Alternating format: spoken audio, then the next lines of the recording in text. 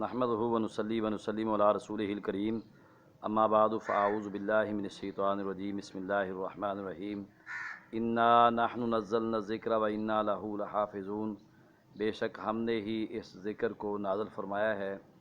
اور ہم ہی اس کی حفاظت کرنے والے ہیں۔ اللہ تبارک و تعالیٰ نے اپنے پاک مقدس کلام اللہ قرآن مجید فرقان حمید کے بارے میں یہ ارشاد فرمایا ہے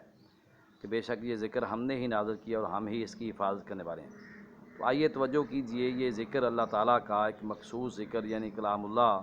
جس میں اللہ تعالیٰ نے اپنے بندوں کی تربیت کا اہتمام فرمایا ہے، اور جس وقت سے قرآن پاک کو نازل فرمایا اس وقت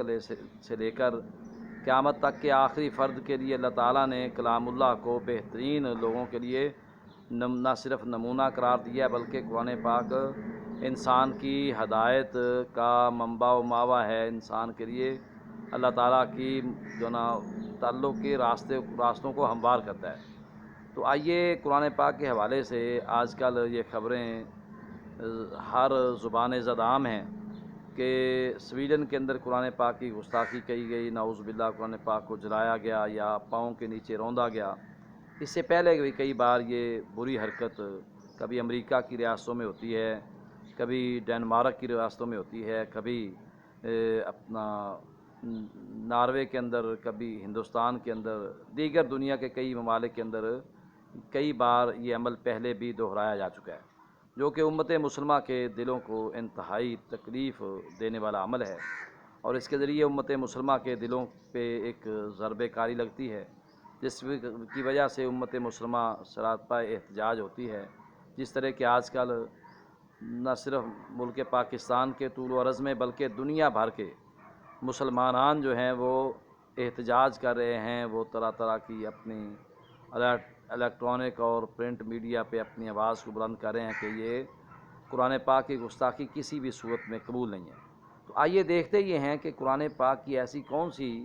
دشمنی ہے ان لوگوں کے ساتھ کہ یہ لوگ آئے روز قرآن پاک کی بے ادبی، گستاخی اور توہین کرتے ہیں۔ قرآن پاک تو اللہ تعالیٰ کی وہ مقدس اور پاکیزہ ترین کتاب ہے جو صرف اپنی حفاظت کی بات ہی نہیں کرتی، اپنے لیے ہی یہ نہیں کہتی کہ ذالک الکتاب لا ریب فیہ ھدی للمتقین، کہ یہ لا ریب اور بے عیب کتاب ہے اور متقی لوگوں کے لیے اس میں اللہ نے ہدایت رکھی ہے، بلکہ قرآن پاک نے تو تورات اور انجیل کو بھی اللہ تعالیٰ کی طرف سے ہدایت والی کتابیں قرار دیا ہے۔ یعنی قرآن پاک تو وہ مقدس کتاب ہے جو پہلے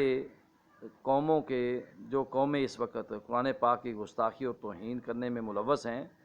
انہی اقوام اور ان کے مذاہب کی قرآن پاک حفاظت کرتا ہے، ان کے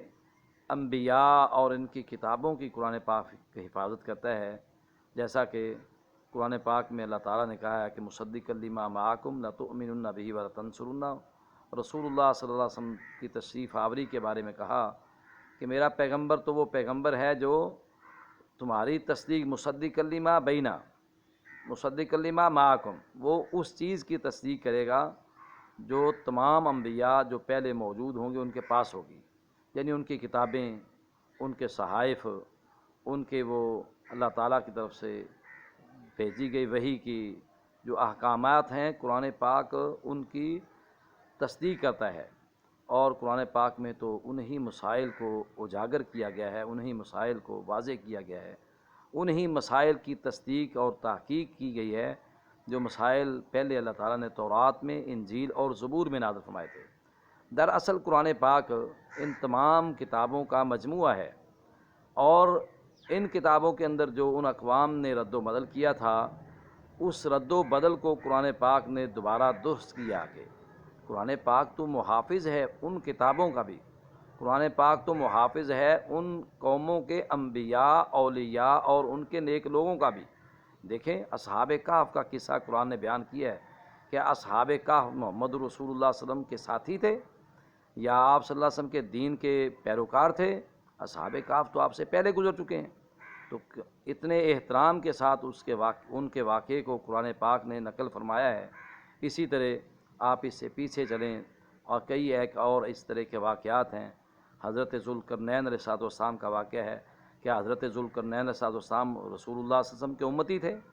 یا رسول اللہ صلی اللہ علیہ وسلم کے وقت میں تشریف لائے ہیں یا آپ کے بعد کے ہیں؟ نہیں، یہ بھی آپ سے کئی سال کئی صدیاں پہلے کے گزر چکے ہیں۔ اسی طرح اگر انبیاء کرام علیہ السلام کا ذکر کیا جائے تو خصوصاً حضرت موسیٰ اور عیسیٰ علیہ السلام جو ہیں، ان کا کس تفصیل کے ساتھ قرآن پاک نے ان کے واقعات، ان کی ناموس، ان کی عزت کی حفاظت قرآن پاک نے بیان کی ہے۔ اور سب سے بڑھ کر حضرت مریم سلام اللہ علیہا، جن کے اوپر اس وقت کے بدبختوں نے نہ صرف توہین آمیز کلمات کہے بلکہ بہتان عظیم تک باندھا، تو اللہ تعالیٰ کے قرآن کلام اللہ نے تو حضرت مریم کے تقدس کو بیان کیا۔ وذکر فی الکتاب مریم، فرمایا کہ وہ مریم کا قصہ کتاب میں سے پڑھیے۔ حضرت مریم کی پاکیزگی، طہارت، ان کی عظمت اور شان کو اللہ تعالیٰ نے قرآن پاک میں بیان فرمایا۔ یا مریم اقنتی لربک واسجدی وارکعی مع الراکعین، مریم کے تقدس کو بیان کرتا ہے قرآن، عیسیٰ کے تقدس کو بیان کرتا ہے قرآن، حضرت موسیٰ کے تقدس کو بیان کرتا ہے قرآن، حضرت عزیر کی عظمت کو بیان کرتا ہے قرآن۔ تو اسی قرآن کے ساتھ آج یہ اقوام اس طرح کی بدسلوکی کر رہی ہیں، یہ ان اقوام کی بدقسمتی اور بدبختی ہے کہ قرآن تو ان کے مقدسات کی حفاظت کرتا ہے، قرآن تو ان کے شاعر کی حفاظت کرتا ہے، قرآن تو حضرت موسیٰ کے چشموں کی حفاظت کرتا ہے، قرآن تو بنی اسرائیل کے اوپر بادلوں کے سائے کا تذکرہ کرتا ہے، قرآن تو وہ عظیم کتاب ہے جو حضرت عیسیٰ علیہ السلام کے معجزات کا تذکرہ کرتی ہے۔ قرآن پاک تو ماں مریم کی عظمت اور ان کی رفعت، بلندی اور عصمت کی حفاظت کی گواہیاں دیتا ہے۔ تو یہ بدبخت قوم پھر کس طرف جا رہی ہے؟ یہ قرآن پاک کی توہین کر کے قرآن پاک کا کچھ نہیں بگاڑ سکتے۔ یہ اسی طرح ہے جس طرح کوئی بدبخت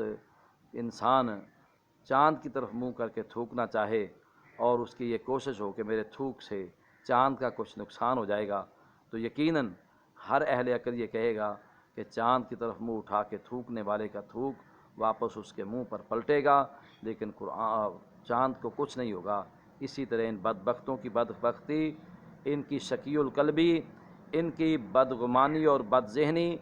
انہی کے لیے دنیا و آخرت میں اللہ تعالیٰ کے عذاب کے دروازے کھولے گی۔ قرآن پاک کی تقدس کو کچھ بھی ہونے والا نہیں ہے، اور اس کے لیے امت مسلمہ ہمیشہ سے تیار ہے، ہمیشہ تیار رہے گی۔ ہم قرآن پاک کی حفاظت کے لیے انشاءاللہ جہاں بھی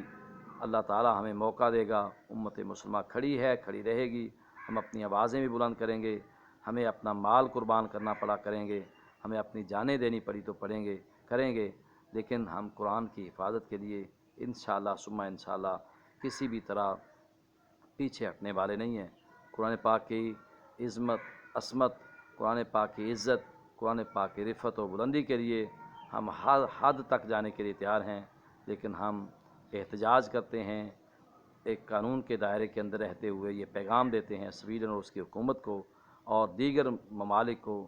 کہ آئیے قرآن پاک کا مطالعہ کیجئے، یہ تو تمہارے مقدسات کی بھی حفاظت کرتا ہے، تو پھر اس کے ساتھ اس طرح کا ظلم کیوں؟ اللہ تعالیٰ ہدایت نصیب فرمائے ایسے بدبختوں کو، اگر ہدایت ان کے مقدر میں نہیں ہے تو اللہ ان کو تباہ و برباد فرما دے۔ والسلام علیکم ورحمۃ اللہ وبرکاتہ۔